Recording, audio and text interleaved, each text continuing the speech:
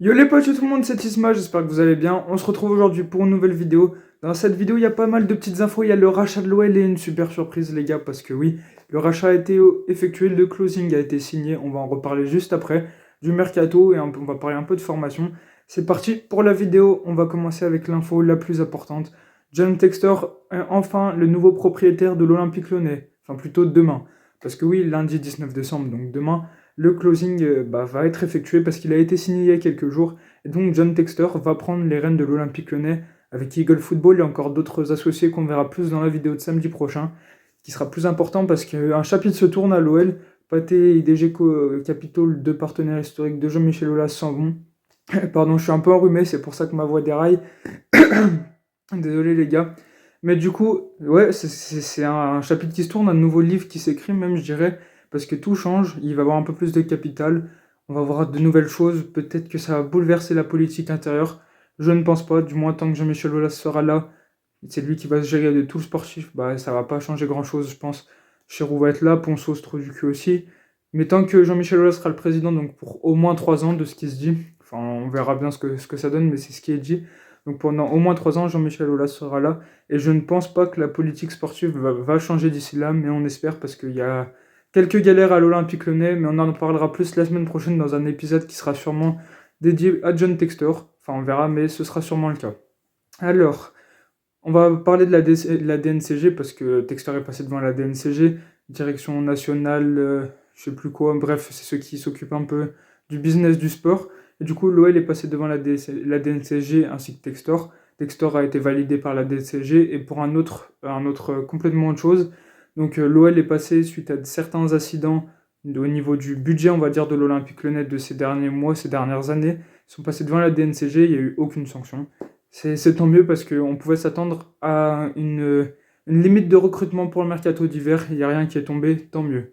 Ensuite, on va parler donc de la formation. Alors l'Olympique Lyonnais et son centre de formation sont partis en voyage au centre de formation du Sporting Portugal avec pas mal de clubs, dont notamment des grands clubs. Il y a Milan, l'Inter Milan, le Milan AC, il y a plein de clubs comme ça.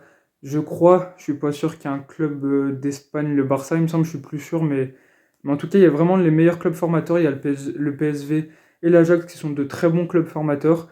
Et tout le monde se réunit là-bas pour débattre, pour voir qui est le meilleur club de formation, échanger des infos, échanger des techniques de formation pour pouvoir s'améliorer dans la formation européenne. Et du coup, bah, c'est des bonnes choses, c'est des bons congrès là-bas. Et du coup, bah, on espère progresser et faire progresser les autres pour que le football européen progresse, même s'il est déjà très développé. C'était une bonne chose. Aussi, la commission de la LFP a dit donc que l'Olympique Lyonnais sanctionnera et est sanctionné d'un match avec une fermeture partielle du virage nord, tout simplement à cause des 35 ans des Bad Gone. Parce que pareil que on a utilisé des engins pyrotechniques, c'est le cas, il y a eu énormément de fumigènes. Il y a le vlog qui est en ligne si vous voulez aller voir. Mais bon, c'était pas forcément assez pour être sanctionnable parce que ça a été tout bien géré. Il y a eu 0 incident. Et malheureusement, la LFP a décidé de sanctionner parce que la LFP est contre les supporters, contre l'amour des stades et contre l'amour de l'ambiance dans les stades. Je me répète un peu, mais vas-y, on a compris, je pense. Mais du coup, bah, ça fait chier parce que la LFP nous sanctionne pour ça. Je comprends pas. De toute façon, les organisations françaises de foot, c'est vraiment la merde. L'image de l'UEFA et de la FIFA d'ailleurs, qui sont à plus grande échelle européenne et mondiale. Et enfin, la dernière info, le mercato. Une grosse information. Alors, Manchester United cherche un latéral droit. Vous savez, on a un très bon latéral droit, un très bon gun, Malo Gusto. Et ben Manchester United devrait proposer un chèque entre 30 et 40 millions d'euros pour Malo Gusto. C'est ce qui commence à se dire dans les travées lyonnaises et les travées de Manchester United. Et c'est ce qui en a fait écho, c'est qu'il pourrait préparer une offre entre 30 et 40 millions d'euros, ce qui ferait peut-être réfléchir l'Olympique Lyonnais. Je ne veux pas vendre Gusto, je veux qu'il reste parce que c'est un bon joueur, un bon gun, il est encore jeune, il a une marge de progression énorme. Et on espère le garder parce que tout simplement c'est le futur de la défense lyonnaise, à l'image de Castello Luqueba, Signali Diomandé. Et à gauche, il n'y a pas vraiment de gun, mais il y a Tagliafico qui fait un travail monstre. Et GG à lui, il est qualifié pour la finale de la Coupe du Monde. Je tourne la vidéo avant la finale. Même si j'aime bien Messi, Tagliafico, j'aimerais que la France ait la 3e étoile, ce serait magnifique. Ce serait vraiment incroyable et on espère du coup que ça se passera comme ça. Du coup, voilà pour la vidéo.